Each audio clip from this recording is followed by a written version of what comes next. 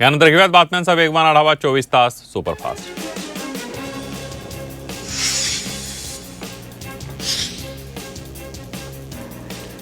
दिल्लीतील आंदोलनादरम्यान विद्यार्थ्यांवर झालेल्या लाठीचार्ज निषेधार्थ दादरच्या शिवाजी पार्क मैदानावर विद्यार्थ्यांनी आंदोलन सुरू केलेलं आहे। आंदोलनाला उद्धव ठाकरे, आदित्य ठाकरे आणि अमित ठाकरे यांनी हजेरी लावली।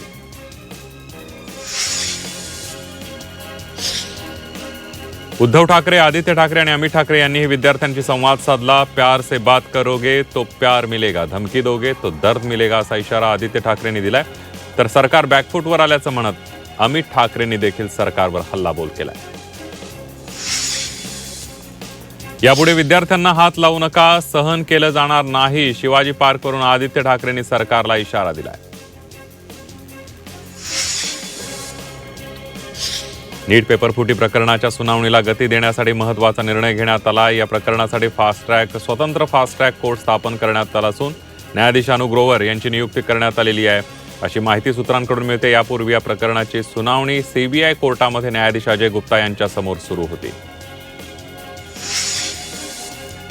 नीट पेपरफुटी प्रकरणामध्ये सरकारनं मोठी कारवाई केली आहे। सरकारनं पेपरफुटी प्रकरणात 47 अधिकाऱ्यांना बडतर्फ केलंय। तसंच या प्रकरणामध्ये सरकार एक विशेष समिती स्थापन करणार आहे। एका महिन्यात व्यवस्था बदलण्यात येणार असंही यावेळेला सरकारकडून सांगण्यात आलंय। तसंच यूपीएससीच्या धर्तीवर एनटीएची नवीन व्यवस्था करण्यात येणार असल्याचं सुद्धा सरकारकडून कळतंय।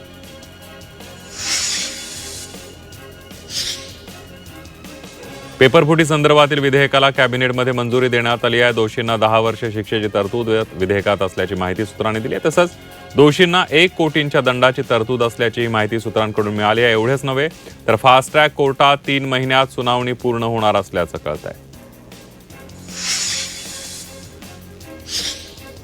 दिल्लीमध्ये सीजेपीचं शिष्टमंडळ आणि सरकारमध्ये 2 तास चर्चा झाली आहे। सीजेपीचे सौरभ दास आणि आशुतोष रांका यांनी जेपी नड्डा आणि जितेंद्र सिंह यांच्याशी चर्चा केली आहे। पीडित कुटुंबियांना 1 कोटी आर्थिक मदत आणि आंदोलकांवरील गुन्हे मागे घेण्याची मागणी करण्यात आली आहे। निर्णय झाला नाही तर सरकारने उद्यापर्यंत आंदोलकांकडून सीजेपीकडून वेळ मागून घेतलाय।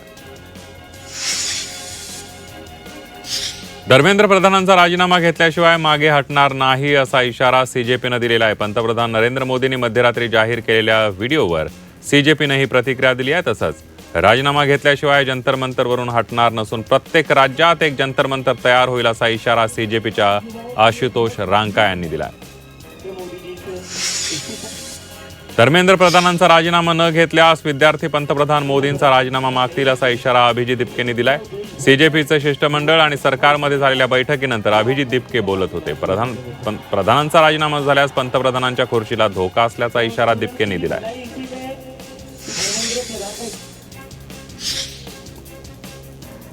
5 कोटी रुपयांच्या घोटाळ्यातील आरोपीला यूएईमधून भारतात परत आणलेला आहे। महाराष्ट्र पोलिसांनी त्याला अटक केली आहे।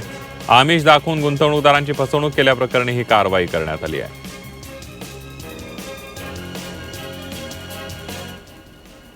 बॅलेट गनमुळे हरियाणातील एक तरुण गंभीर जखमी झालाय। तरुणाला सोबत घेऊन राहुल गांधी यांनी पत्रकार परिषद घेत सरकारवर हल्लाबोल केलाय।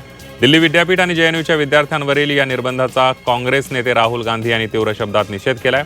आपले लोकशाही हक्क बजावणाऱ्या विद्यार्थ्यांना धमकावण्याची तुमची हिंमत कशी झाली? वेळ आल्यावर तुम्हाला जबाबदार धरलं जाईल असं राहुल गांधी यांनी सोशल मीडियावरील पोस्टमध्ये म्हटलेलं आहे। दिल्लीतील सीजेपीच्या आंदोलनाचे सीसीटीव्ही समोर आलेले आहेत। दिल्ली पोलिसांकडून सीसीटीव्ही फुटेज प्रसिद्ध करण्यात आले। नीट पेपर फुटी प्रकरणी दिल्लीत आंदोलन सुरू आहे। दिल्ली पोलिसांच्या सर्व सुट्ट्या रद्द करण्यात आलेल्या आहेत। विद्यार्थी आंदोलनाच्या पार्श्वभूमीवर निर्णय घेण्यात आला आहे। पुढील आदेश येईपर्यंत सर्व प्रकारच्या सुट्ट्या रद्द करण्यात आलेल्या आहेत।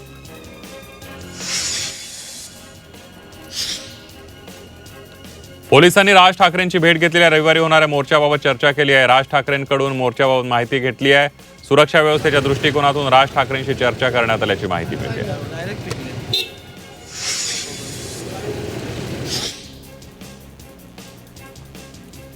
मारहाण करणाऱ्या शिक्षकांवर कारवाई होते, मग लाठीचार्ज करणाऱ्या पोलिसांवर कारवाई का नाही असा सवाल राज ठाकरेंनी पोस्ट करत केलाय। तसंच आदेशाशिवाय पोलीस लाठीचार्ज करू शकत नसल्याचंही राज ठाकरेंनी म्हटलंय।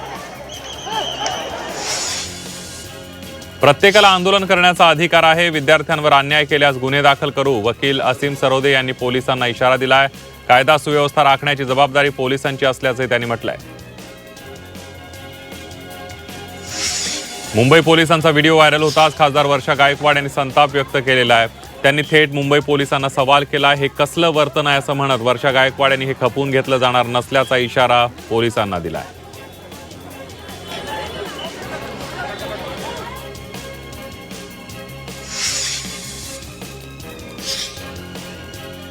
पोलिसांचा व्हिडिओ तयार करणाऱ्यांचा सत्कार करण्यात आला. अमित ठाकरेंकडून हर्षवर्धन कदमचा सत्कार करण्यात आलाय. ड्रग्ज पाकिट ठेवण्याची धमकी देणाऱ्या पोलिसाचा व्हिडिओ बनवणाऱ्याचा सत्कार करण्यात आलाय.